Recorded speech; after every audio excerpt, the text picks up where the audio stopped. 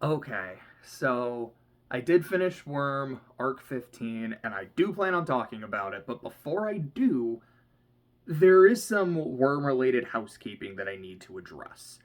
I do plan on taking a bit of a Worm break.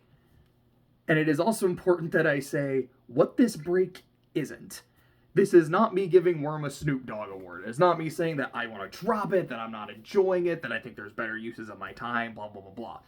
It is also not me saying, what the hell?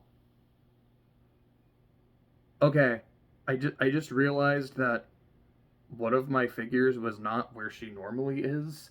Like, I have a Ren and an Estelle, and then Ren is usually facing this way, and now she's not. It's like a Toy Story or Small Soldier situation. Did they come to life and move? Like, did I move them and not remember doing that?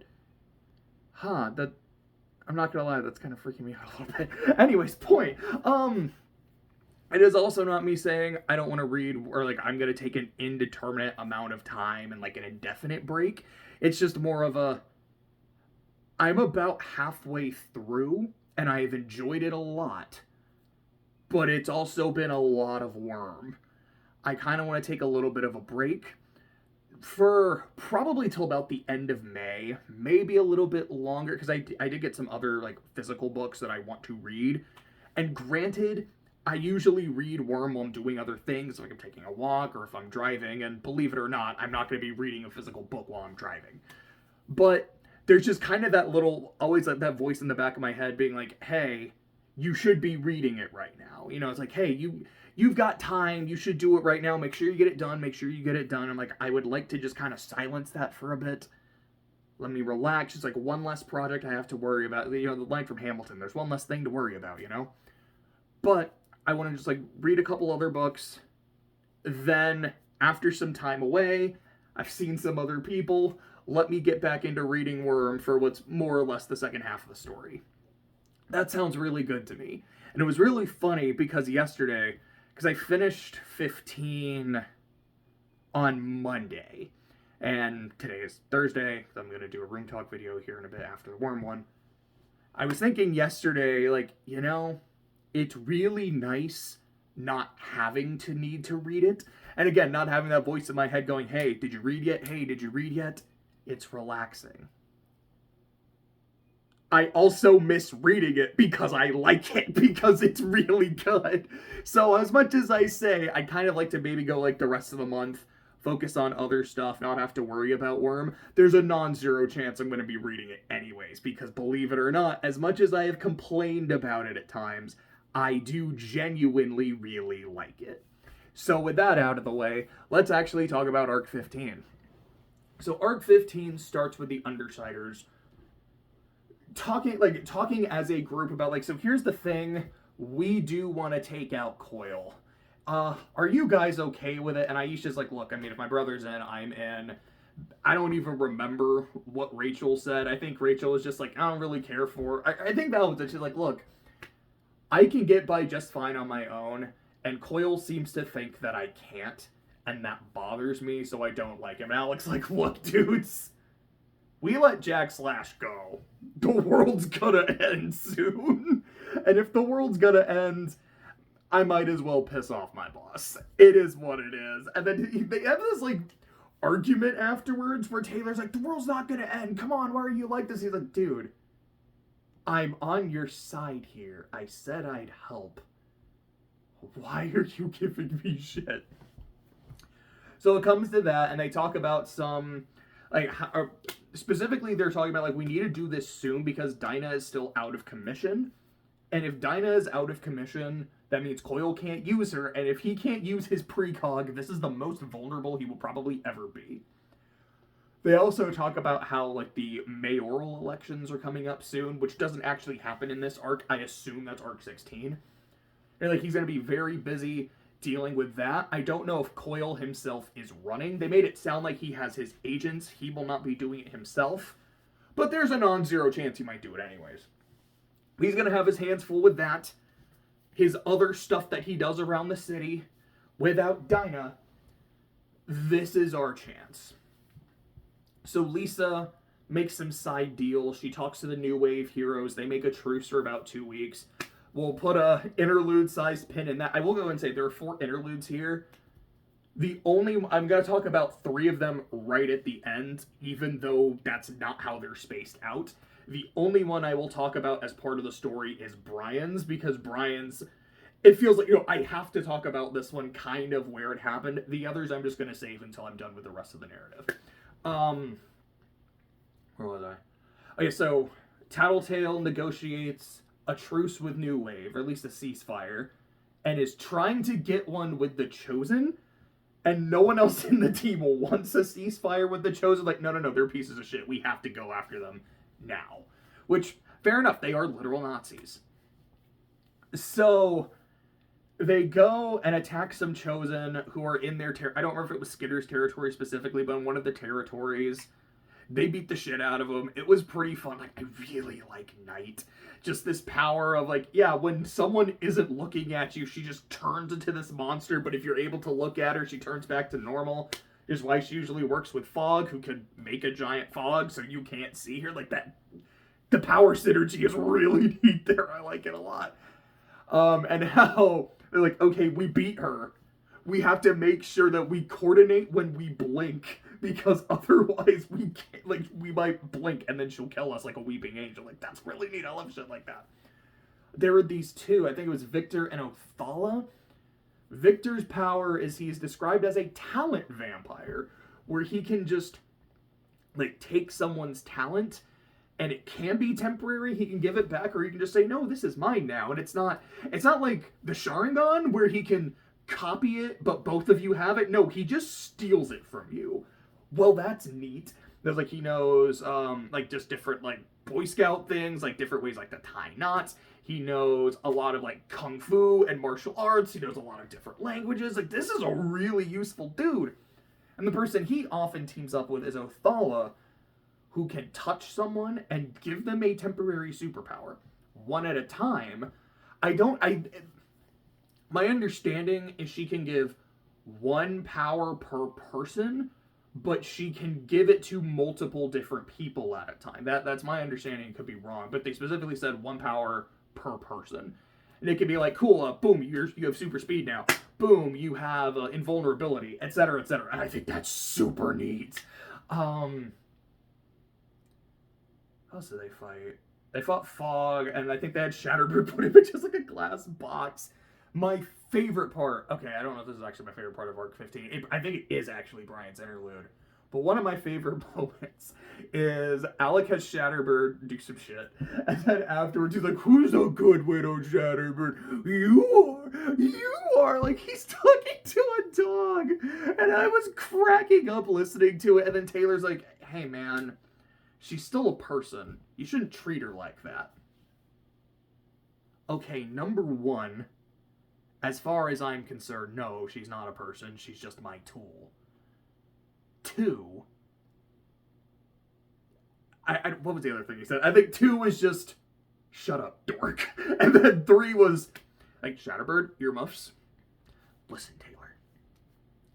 She is incredibly hard to control. I have to demean her. I have to make her feel like shit.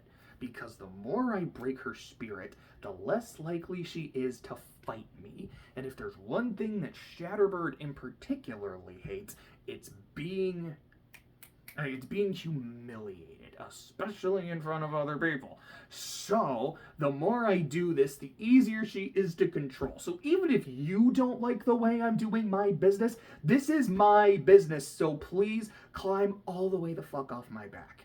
Thank you. And I got just the good little Shatterbird. I thought was really funny. I thought the conversation afterwards was pretty interesting. There was another one like that too, where because the reason they are going after this group of Chosen is because Tattletale and Regent want to take Victor, the talent vampire, and bring him around Brian, because Brian, with his power copying, might be able to copy that, which is just an incredibly useful tool to have.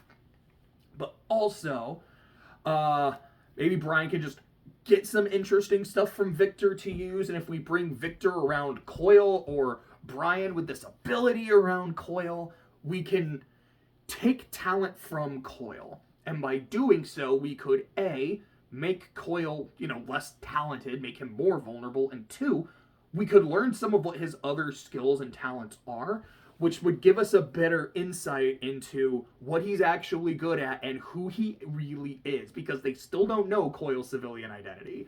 I am very much looking forward to learning what it is, because I have no idea. Sorry, my brain was just like, is he Mr. Gladly? I don't think so, but wow, that would be wild. How fun would that be? It's just Mr. G as Coil, but I don't know. I don't see it, but now that I've spoken it into existence, like, I don't know. That'd be kind of fun, but I'm expecting we're going to find out a lot more. The vibe I have, especially given how long Arc 16 is, I think Arc 16 is the Coil arc. This is when they take him out, and whatever repercussions and difficulties arise from that. Believe it or not, I imagine dealing with someone who can make multiple realities, and if he doesn't like one, just 86 it. That sounds like that's going to have some interesting repercussions.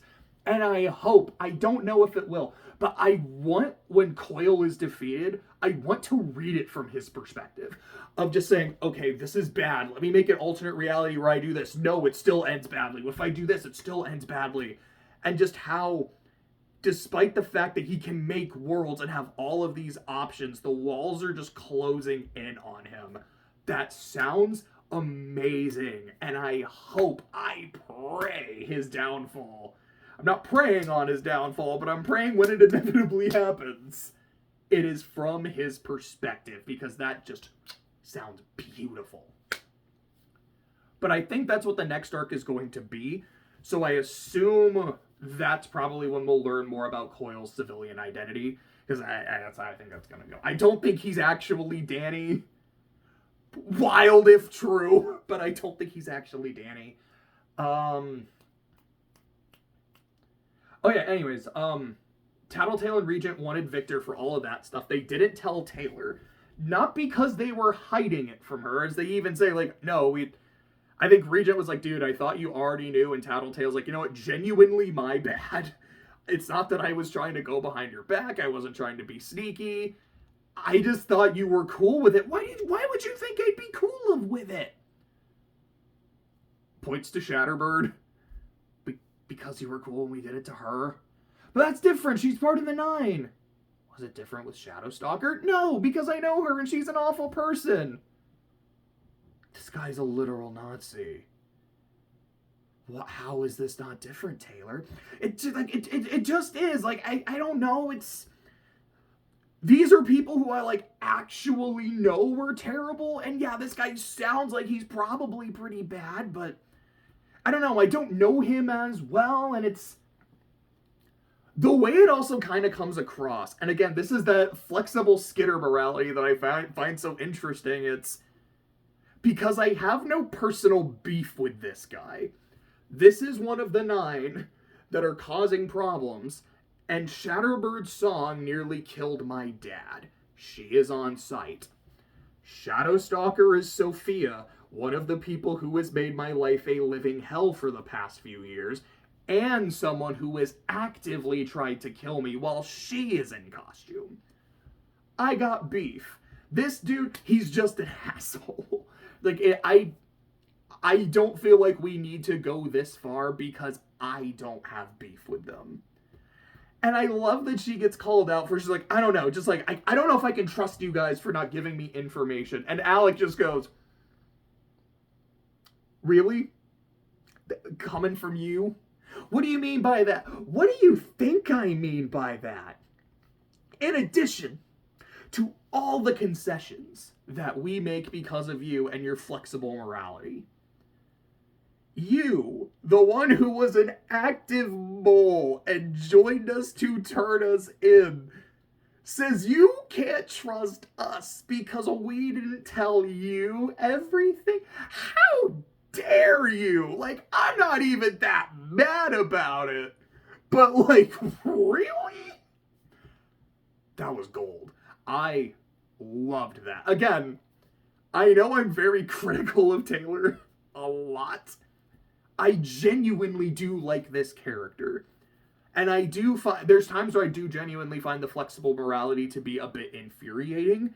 But that's usually if it's a specific instance that just kind of irks me. For the most part, I find it very interesting. And I love it. I love any time she's called out for it. When other characters, like when, I think it, was it in 13 or 14? It's in one of the S9 arcs where she's talking to, it was either Legend or Alex. No, I think it was Miss Militia. It was one of those three in the PRT. She's like, this is what I think we should do. We should work together. Skidder, we can't work with you because we don't understand you. Your morality makes no sense. Or at the end of this arc, when she's with her dad, and she reads the profile on Skidder. And what was it? It's like, it's like, she has this persona of this very kind-hearted person that's very caring, but is susceptible to, like, these sudden acts of extreme violence. Like, yeah, that's accurate. Lung can attest to that twice over. It was great. We also get the fact that apparently Alec and Imp are really close, and it seems like they work together. I don't know if it's like a romantic thing, doesn't seem like it. But they're vibing. They talk about how they have great synergy together. And Rim's like, yeah, I can start messing with people. Like, I can push someone, I can hit someone, and, like, they'll feel the effect on their body. And because they don't know I'm there, they think it's Regent messing with them. Or while Regent is trying to subdue someone, they don't see me. I can, beat the shit out of him from behind, making it easier for him to do what he's got to do. Like, we work great together. Like, that's super neat. And it was Imp who had said, she refers to Taylor, Brian, and Lisa as the trio. It's like, we're a group, we're the main six. You're the big three in our main six. You're the LeBron, the Wade, and the Bosch, and we're the other two starters in the sixth man. One of us is Mario Chalmers. And Chris Anderson, fucking Birdman. I remember that. Well, I was not expecting to actually break up the LeBron James heat. That just kind of came out of nowhere, but I bet shout out to Mario Chalmers and Chris Anderson. Is there anything else I really wanted to talk about in that section? Oh yeah, there was this one bit I found really funny. It is like during the good little Shatterbird, where Taylor's just looking at Shatterbird. She's like, she's an awful person and I hate her, but also this poor woman with what Alec is doing to her and what we're doing to her by extension. She has immaculate teeth. Do they have a dentist? Like, is someone on the group, like, really good with teeth? Bonesaw. It's probably Bonesaw.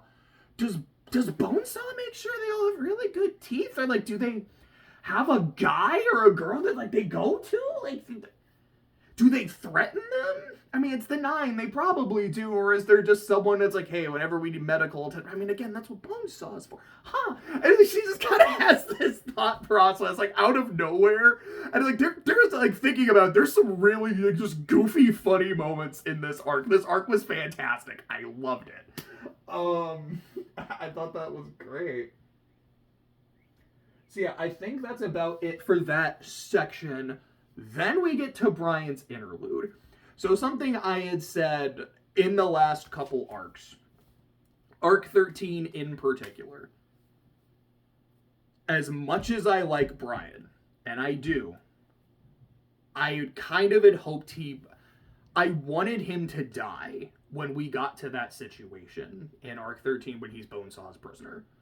Because it was just me seeing the story as Taylor keeps winning despite her bad decisions and her bad position. And I want to see her take that L, and I want to see how she responds to it. And losing someone she cares about as much as Brian, like if Regent had died, or if Rachel had died, it would have affected her, but not as much as like Lisa or Brian. And given the fact that Brian is the leader of the Undersiders, which even in this arc they were saying, with Brian going through what he's going through, Taylor, we're kind of thinking that maybe it should be you. Okay, why not you, Lisa? You've been with the team longer, you have more experience. Yeah, but I mean, I don't know. Leadership's not really my style. It feels like you and Brian are kind of the two big leaders. Anyways, you make a lot of the decisions. A lot of the stuff going on with the Nine, you were kind of the one making all the decisions. Anyways, it may be something we do. But it's like, yeah, if you lose the leader of the team, what happens? At that point, does Taylor just step up? Does Lisa do it? Does the group just fracture? Do they even get a leader at that point? Or does Coyle just kind of wrap everybody up and say, like, okay, I'm now the leader of the Undersiders? Like, there's really interesting shit going on. And now, like, he's a lot...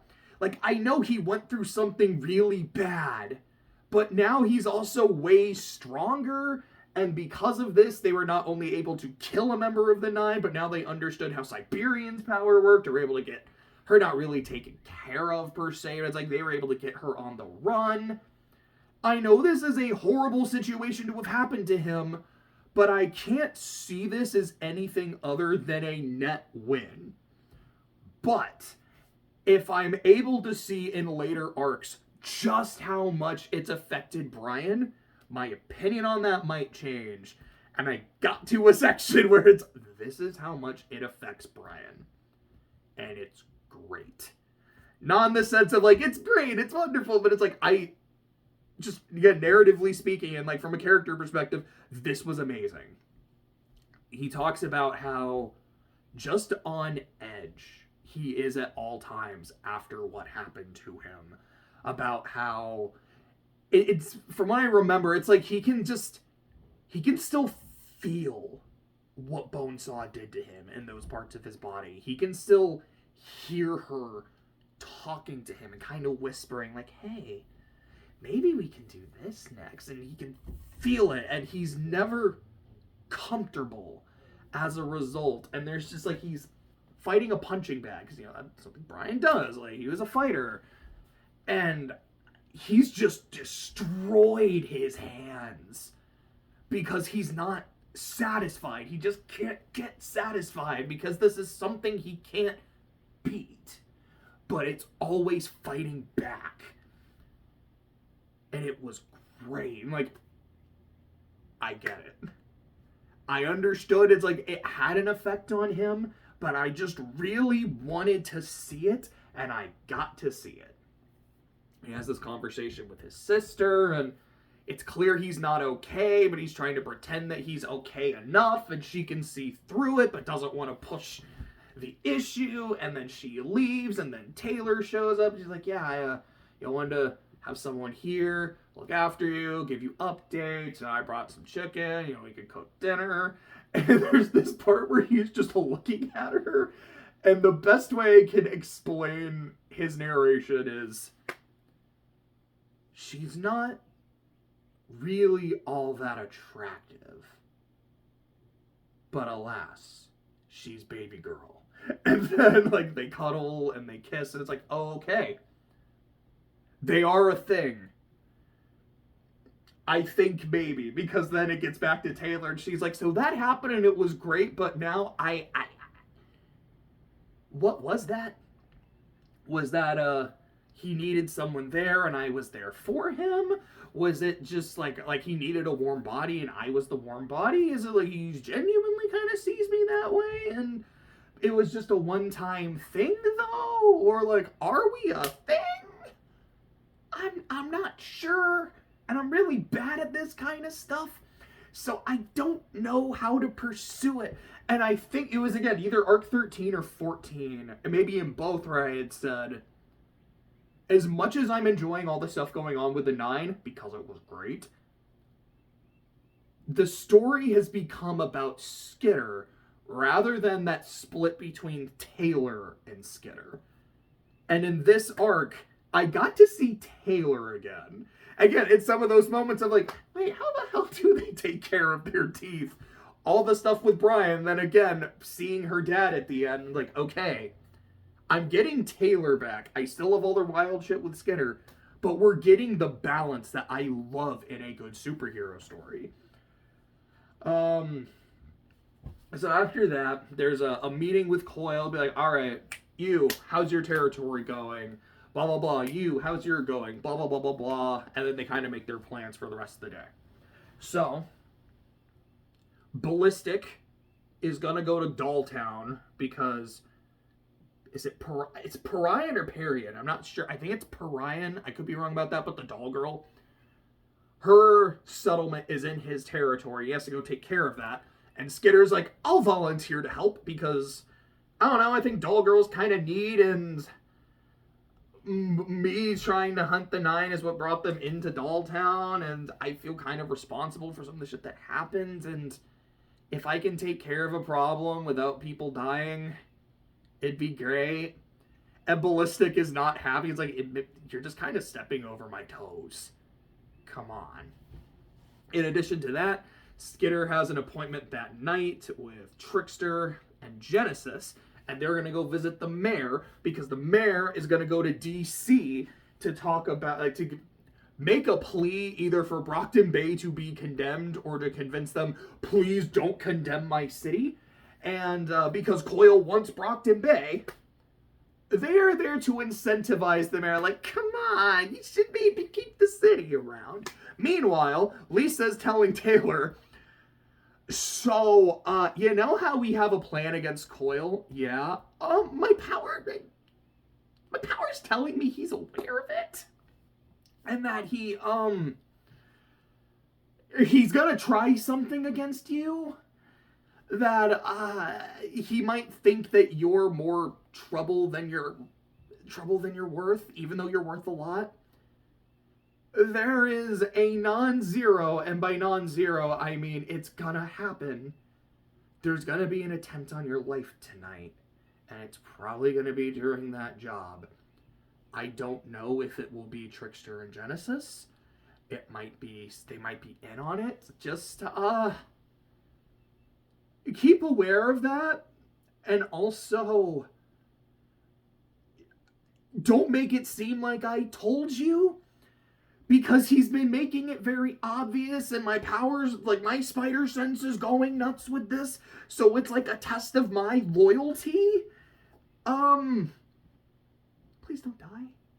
And if you do, either way, don't make it obvious that I told you. Just keep that in mind, okay? Okay. Bet.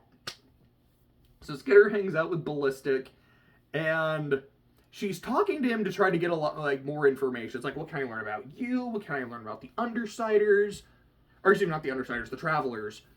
And is there, like, a crack in your guys' group that I could exploit to maybe get that more information, or to see which of you might be willing to side with us in a fight against Coyle?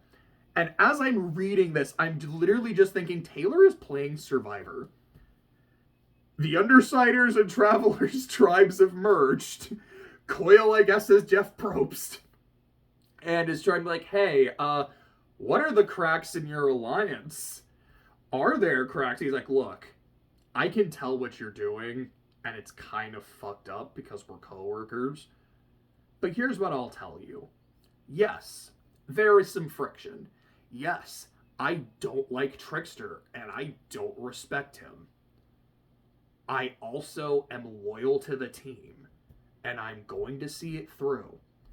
At this point, it's less because of my personal connections and more just my moral code of wanting to stick through with something. But, there's that. That's really all I have to say. Like, alright, fine. And also, it's pretty fucked up that you're trying to step on my toes and take the credit for this. Dolltown is my territory, Jack. So they go to Dolltown, and Ballistic's destroying things, and Taylor's like, cool, you do that. I'm just gonna go around and talk to Parian and see what I can do. So she goes to talk to Parian.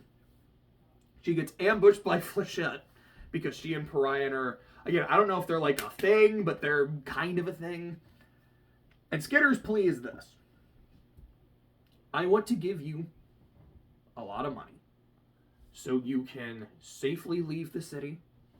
You can leave with your people.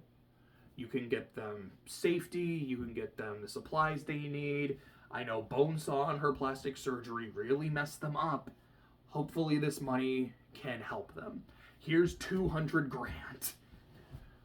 Well, actually, no. First off, it is, I would like you to join us.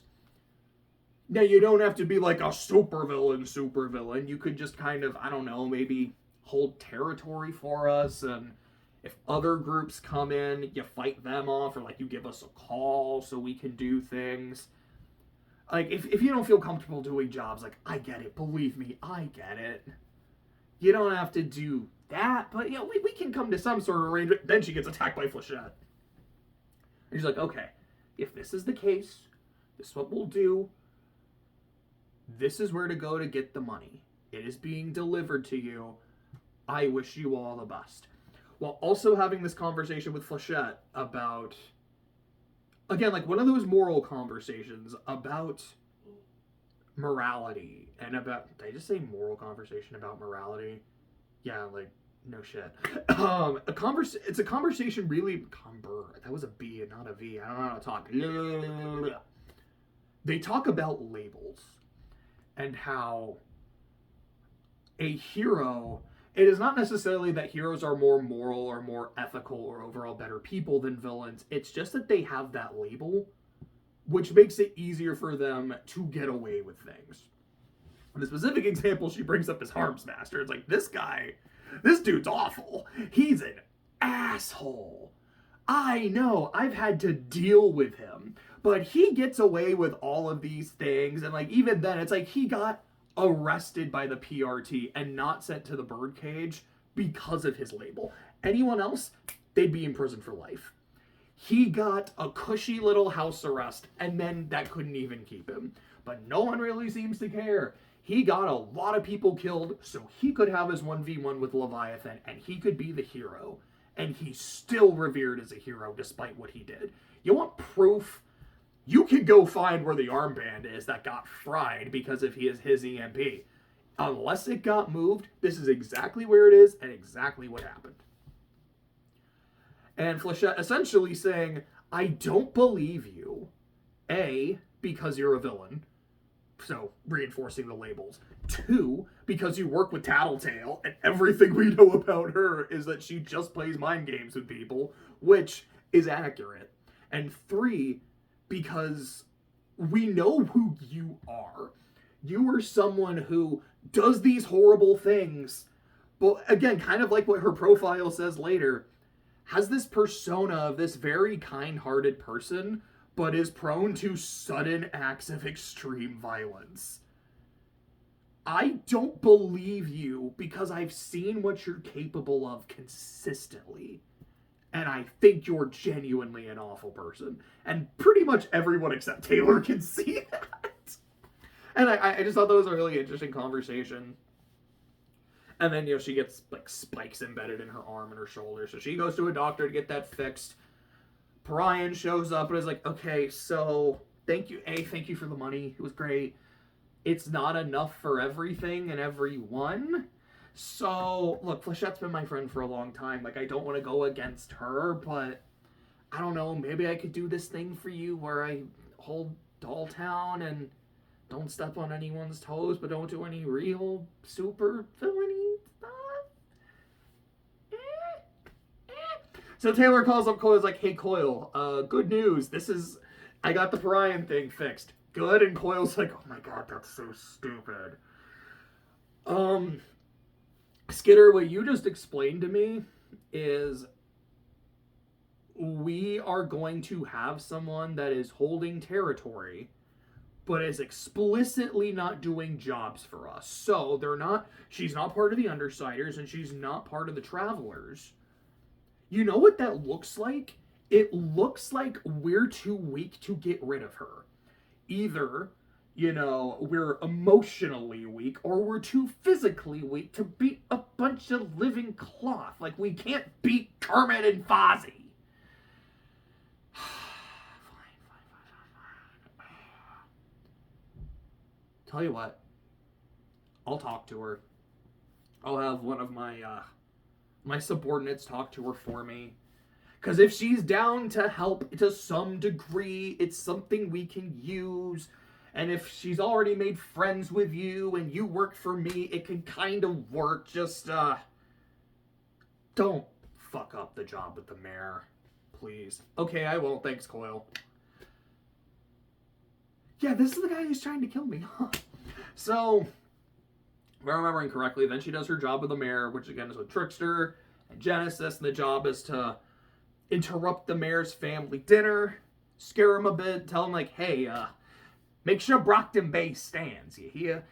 And I don't know what I was trying to do there. I don't know what kind of accent. But, do that to him. So they go, and the mayor's there with his family, and, like, his son, and his son's girlfriend, and Taylor's like, I don't know, I'm getting weird vibes from this. Beyond the Coyle might be trying to kill me vibes. There's something about his son, it's everyone's demeanor. There's 3 supervillains in your house. Why aren't you more scared? Why aren't you more on edge? And the son keeps going for his phone. Is he trying to call Oh, his son's a cape. Oh, his son's probably a cape. I think it's Triumph, which is the dude with, like, the super shout. I mean, his girlfriend is probably a cape. It's probably one of the ones from out of town. I don't know who that is. This is bad. This is bad. And so she takes her bugs behind them and is, like, making words like, hey, pretty sure this is who the son is, and I don't know who the girlfriend is. And Trickster doesn't see it. So he takes the mayor's daughter, like, puts a gun to her head and is trying to make this hostage situation. But because the son is a cape, everything ends up going to shit. So what ends up happening is Trickster is rendered unconscious. Triumph gets obliterated by bugs. And... oh, sorry, I moved the dog trying to enter my room. And Prism, which was the girlfriend, and her thing is she can make copies of herself, and it's like she can reabsorb them and get, like, a power boost. It's something kind of like that, and I don't know, that's kind of neat.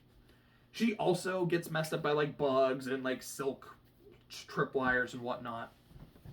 And there's a point where Triumph is dying because there are bugs, like, in his nose and in his mouth, and they're stinging, and then he's starting to go into shock and he can't breathe. And Taylor is trying to tell the mayor, your son is dying.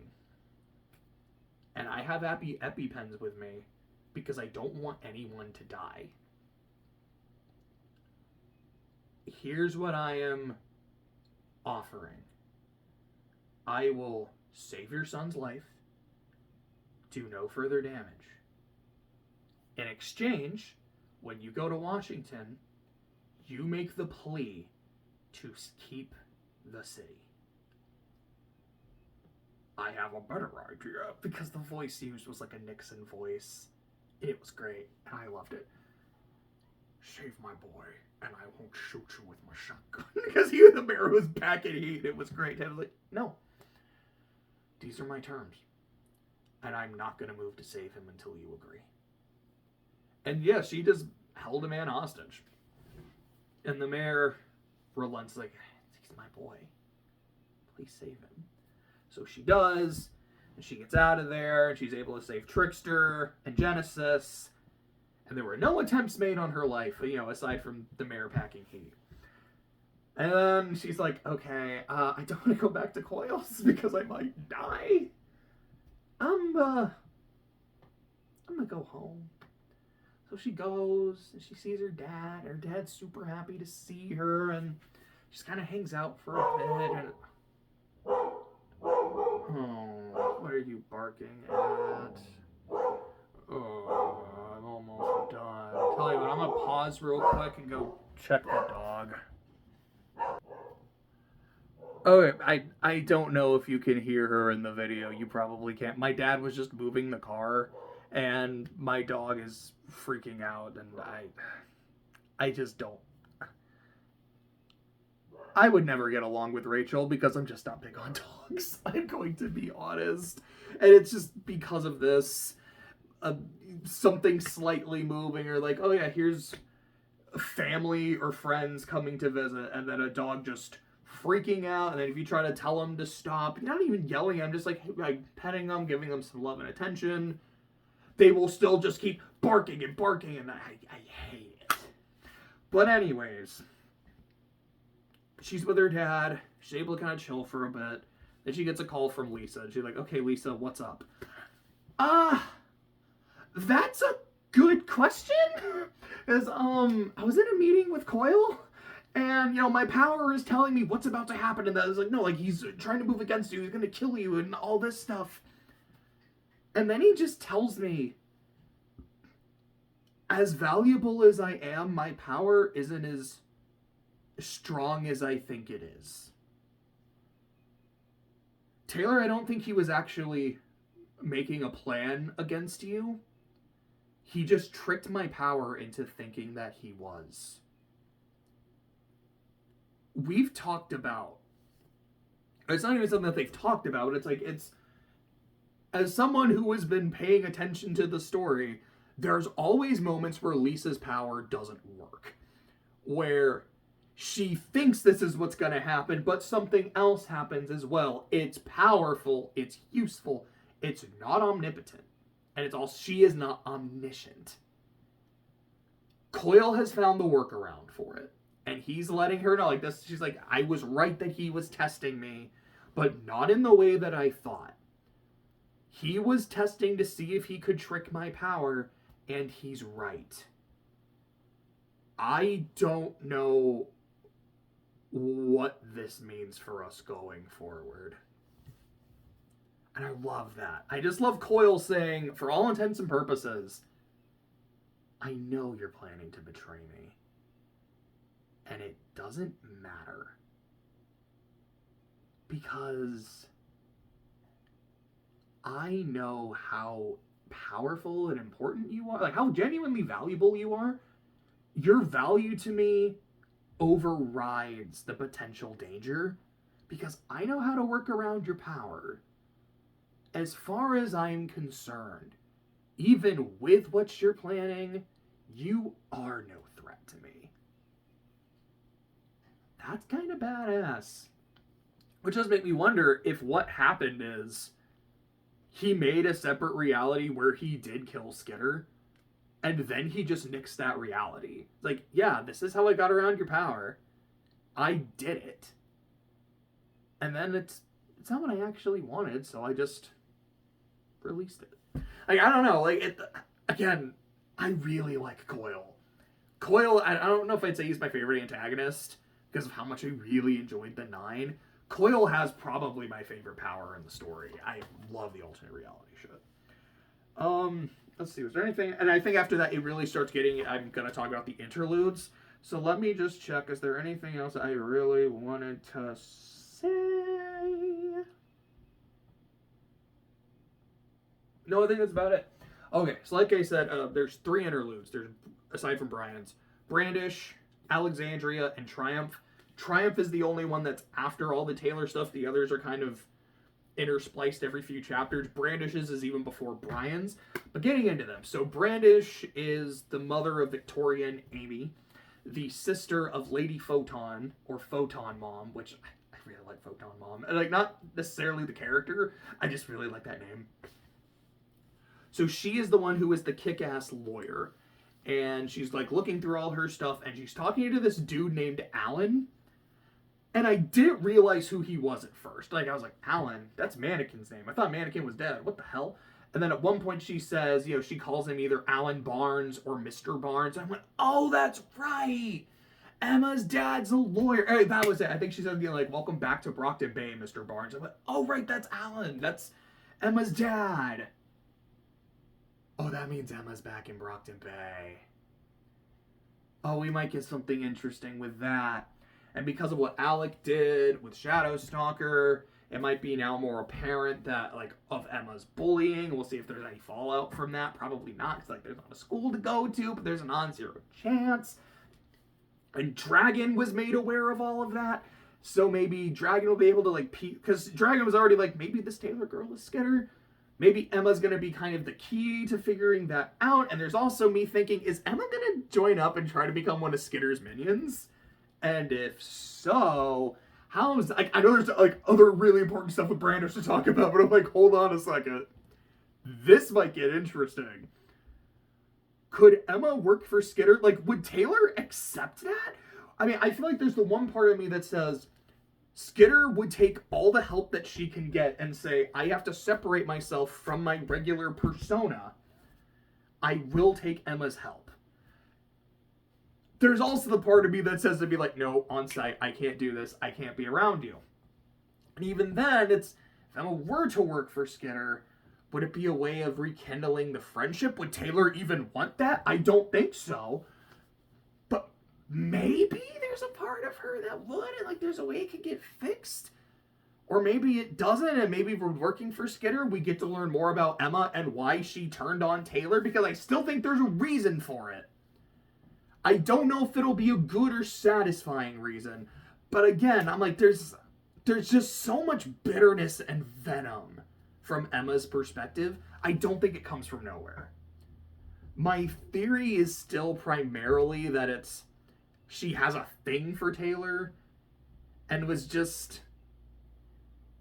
Either she realized it will never be reciprocated and it broke her heart and it made her angry and venomous, or it was like, look at me. I'm like the coolest, most popular girl in school. And I'm interested in this? And it's like just... She's just disappointed and disgusted with herself. And so that manifested as this venom toward Taylor. Like, I don't know. It might be something. Maybe it is like that conversation she had with Taylor after Taylor's mom died. She's like, you're so strong, Taylor. And she sees Taylor as this really strong person. It's like, but I'm not that strong. And, but I believe in strength. Like, well, with Sophia. So Sophia's like, I'm a predator. Emma, that girl's also a predator. And she wants to be more of a predator. She's like, if Taylor is stronger than me, if I'm stronger than Taylor, then I am. So I don't know. I think it's something like that. Or it might just be, yeah, your mom was sleeping with my dad and, like, some Scream shit. I don't know. But I think there's going to be a reason, and now she's back in town, and we'll see how that goes. If it does, I hope there's something there. But back to Brandish. She talks about how she and her sister were held for ransom, and that's where they both got their powers, and there was this crazy astral spectral event, and unfortunately... Oh, yeah, I'll see you then. About 10 minutes, we're going. Okay, love you. There's this weird spectral moment where, what was it? I think she had said she saw, like, this egg, and there were people dancing around the egg, and it's not that was her trigger event, but she saw that after the trigger event. It was kind of weird and wild, and I was kind of hoping that when the eclipse happened, I would get superpowers. I'm gonna be honest. Like, I watched Heroes when it came out. There was an eclipse. People got superpowers. Come on. I looked right at the sun and I saw its solar flares. I can't fly. I feel ripped off. Anyways. But, talks about that, and then she talks about fighting a Marquis and them finding his daughter and how Photon Mom's like, look, I mean, you could take care of it. No. But you could take care of it. No. Please. Okay, fine. And, like, she looks after Amy. But every time she's around Marquis, she just remembers her trigger event and the people who took advantage of her and threatened her. And anytime she was around Amy, it made her think of her dad, like of Amy's dad, which reminded her of all that. So she could never see Amy as her own daughter. Then she meets up with Amy and finds what happened to Victoria. And for the first time, it finally clicked that Amy is her daughter. And that there is kind of almost this connection.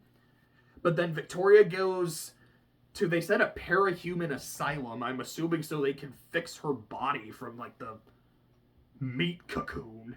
And to fix her mind. Which I know does happen to some degree. Because I know she's the protagonist of Ward. That is the only thing I know about Ward. I don't know who all else is in it. I just know Victoria is because she's the main character.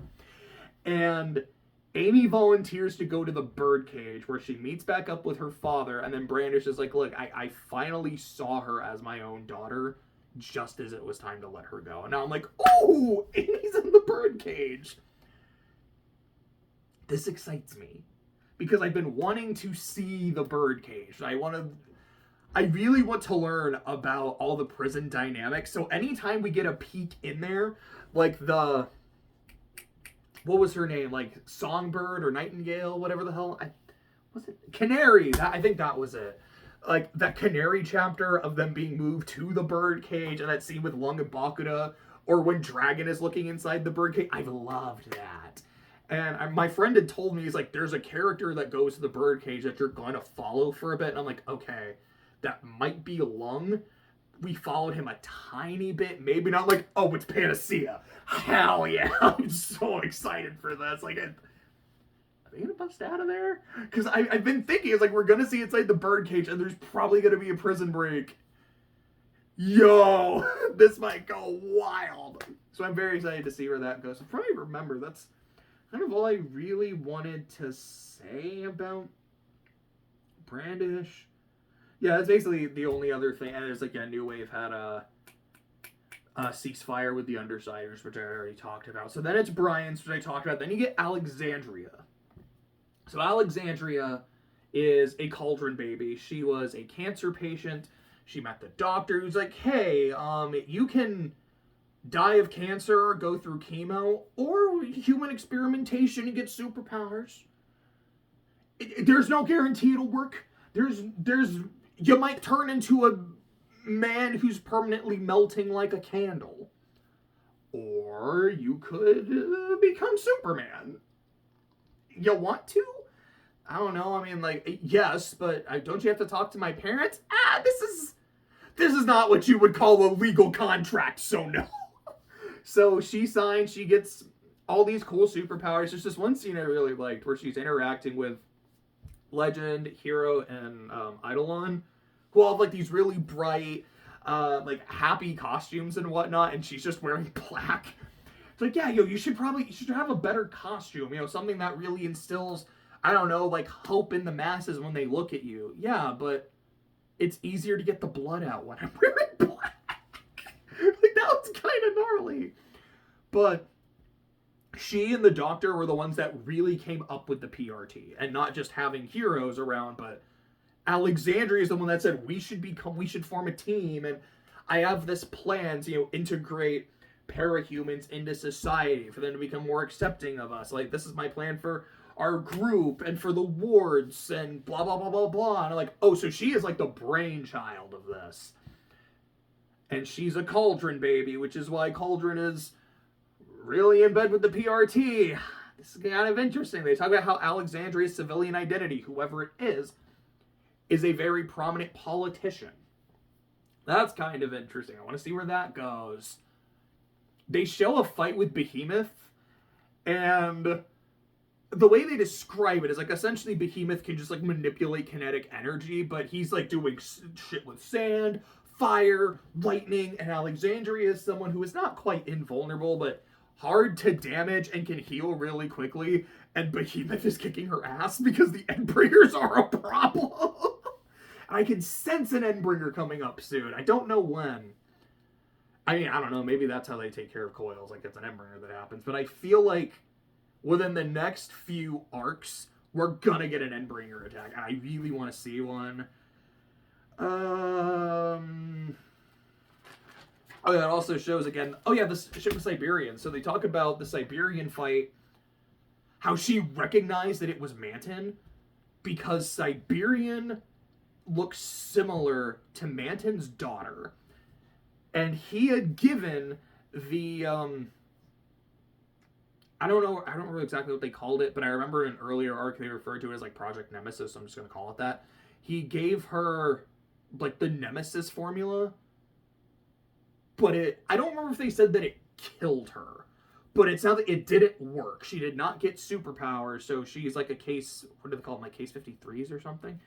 It's either she's one of the monsters or she died. And my brain went, is that what happened to Labyrinth? Because I don't know if Labyrinth was a trigger event that messed with her, or if like other members of Fault Line's crew, like Gregor the Snail or Neuter, if she's a monster. But anyways, Manton gave it to his daughter to kind of win his daughter's affection. Didn't work. Then he took the formula, which gave him Siberian. And Siberian is similar to his daughter. So, something that it kind of made me think about was, when you get superpowers from Cauldron, Like, you don't have a trigger event, but does it still give you something, I don't know, like, related to you? Like, Battery got powers, and it's like, well, she wanted to be strong enough to beat this one dude, and her power is all about, like, absorbing energy and releasing it. I don't know, it's something that does make her stronger in a sense, and Manton was dealing with the loss of his daughter, so he's able to project something similar to his daughter. I don't know. I genuinely, I'm not sure if there's like an actual genuine connection to this, or if I'm just kind of grasping at straws. But it's again, this is what I love about Worm. Is like, as much as I do like Taylor and all the shit that happens in Brockton Bay, this world is so interesting to me. I love it.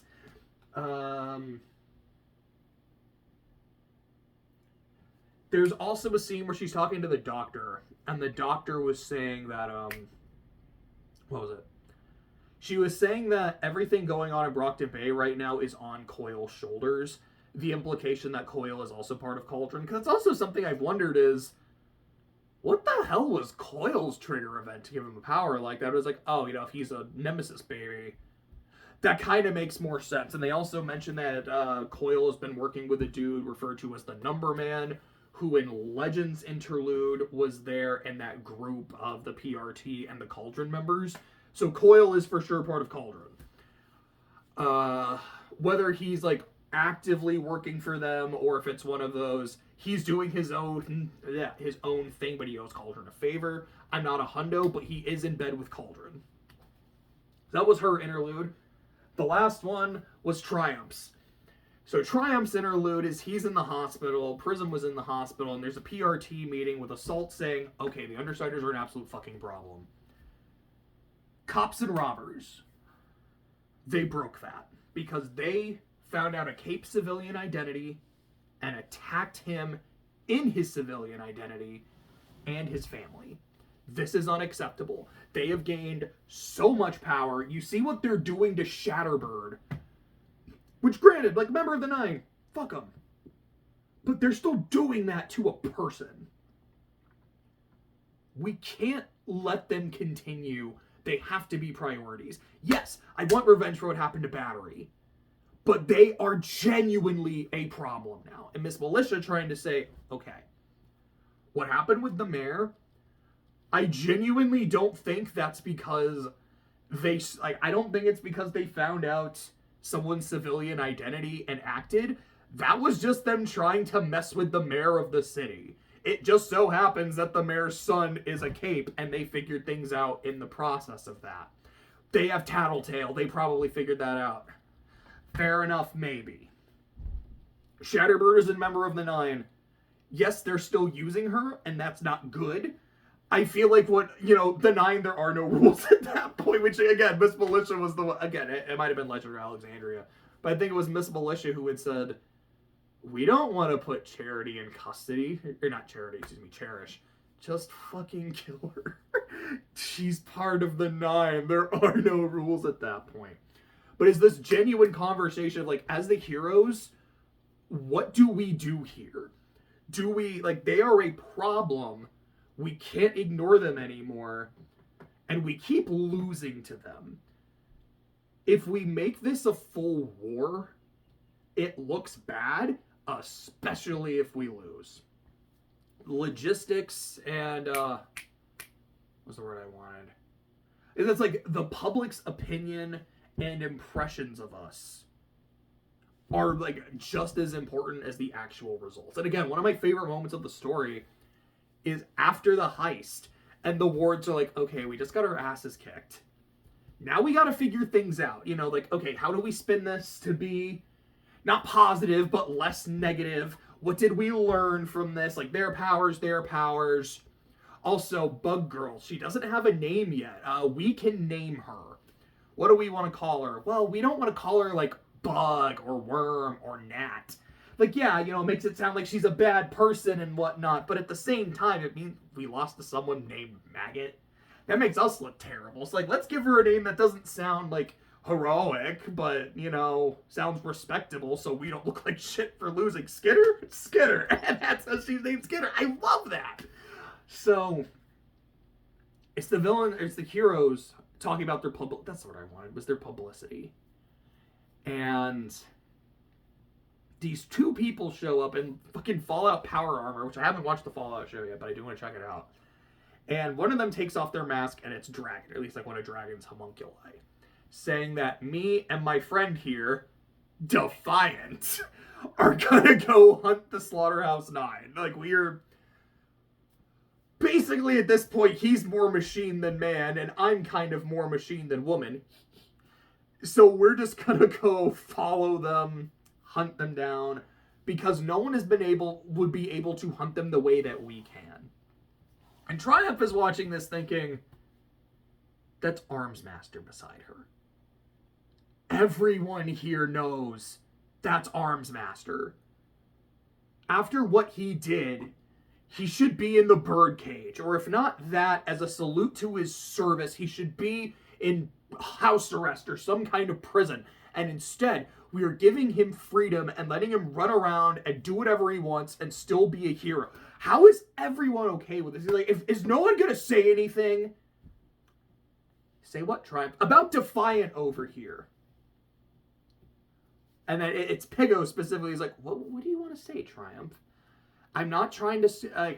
keep in mind, if you are to accuse someone of, let's say, any wrongdoing or criminal activity, of course, we would have him detained and investigated, which can take some time. And any delays in those investigations are going to affect Defiant's plans. And by Defiant's plans, I also mean Dragon's plans to hunt down the Slaughterhouse 9 and Jack Slash. But you say whatever you need to say. You're just trying to keep me quiet. I'm not trying to do that at all. But what did you want to say about Defiant? I wanted to say that the guy's got some major cojones is all. Well, certainly. And so, Dragon and Defiant are gonna go hunt down the Slaughterhouse 9. And I know he has an interlude in the next arc. I'm very looking forward to Armsmaster. I really like Armsmaster. I'm so excited for him to get more content. Especially now that he's like more machine than man, and that he knows that Dragon is an AI and all that shit. It's gonna be so dope. After this, because Prism is at least accepting of the Armsmaster thing, Triumph's like, I don't know if I want to be in a relationship with her anymore. And she's like, my flight's gonna be leaving pretty soon. And he basically just hits her with a, damn, that's crazy. And then just leaves. He ends up going to the site of the bombings, and he sees Mannequin and Crawler, who have been turned to like these silicone statues, so they're dead. And even then, I'm like, I don't know. I watched Friendship is Magic, and Discord made it clear that when he turned to stone, he was still very aware. So were they dead, or are they incapacitated? I'm genuinely not a hundo. I am just going to assume that they are, in fact, dead. Which, again, is... as someone who wanted to see Crawler actively fight an Endbringer on screen, or, like on page, you know what I mean? Or fight Lung.